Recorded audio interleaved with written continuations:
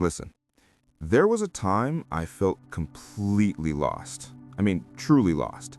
Not just confused, but directionless, adrift. My life felt like a car running on fumes, and I was just hoping to make it to the next gas station. I was in my late 20s, working a job I hated, and feeling a deep sense of a personal and spiritual failure. I was reading my Bible every day, doing all the right things, but the words felt hollow. They didn't land. They didn't feel real. It was like I was just going through the motions. Have you ever felt that? That what you know to be true in your head just isn't reaching your heart? One day I was sitting on my beat-up couch. The afternoon sun was coming in through the window, dusty and golden. I had my old Bible open to Romans 12. You know, that famous chapter about being a living sacrifice. The verses were all so familiar. Do not conform to the pattern of this world. Be transformed by the renewing of your mind. All great stuff, but I had heard it 1,000 times. Then I got to verse 3. I'm going to read it to you from my old version. It says, "For by the grace given to me, I say to every one of you, not to think of yourself more highly than you ought to think, but to think with sober judgment, each according to the measure of faith that God has assigned." I'd read that 100 times. Don't think too highly of yourself. Sounds like a simple humility verse, right? Almost a generic warning against pride. But this time, something shifted. I stopped at the measure of faith that God has assigned. I've always thought of faith as this huge, powerful thing, something you either have or you don't, something you have to muster up. But the Bible says we each have a measure of faith, a portion, a specific, divinely assigned amount. Listen, this is where it gets interesting. I started to look at that word, measure. In the original Greek, it's metron, and it means a portion, a limited amount, a scale. It's the root of our word meter. It's not this huge, unlimited supply. It's a precise amount given to each of us. This wasn't a rebuke. It was an acknowledgement of my reality. My faith, at that moment, was small. It was a tiny mustard seed. And that was okay. God wasn't expecting me to have someone else's faith, someone else's spiritual stamina, or someone else's big breakthrough. He was asking me to operate within the specific portion of faith He had given me.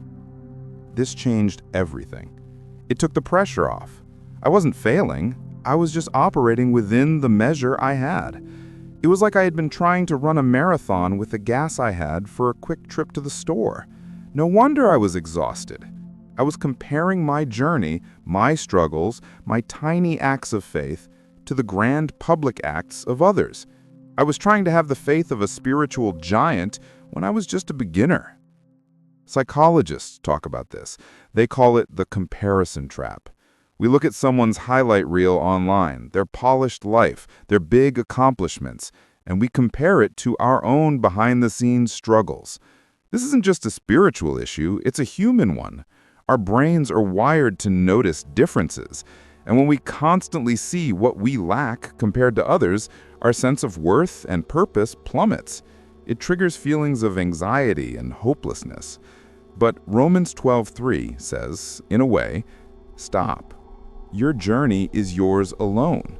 Your measure is unique to you. Suddenly, my small prayers weren't failures. They were just what I had to offer. My quiet moments of doubt weren't a sign I was backsliding.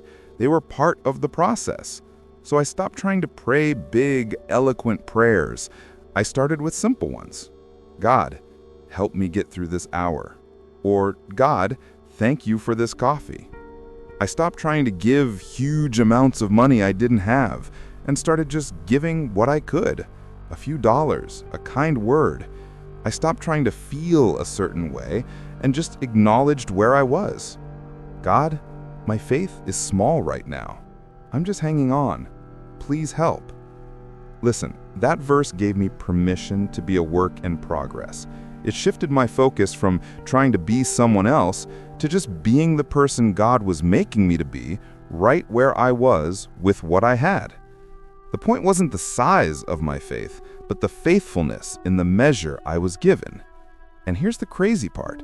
As I started to use that little bit of faith, it started to grow. Slowly, almost imperceptibly, that little measure expanded. The car started to get a little more gas in the tank. The prayers became a little more confident. The hope felt a little more solid. So, what does this mean for you right now? First, stop comparing your journey to someone else's. Stop looking at their life and thinking you should be there too. Their path is theirs. Your path is yours. Second, use the faith you have.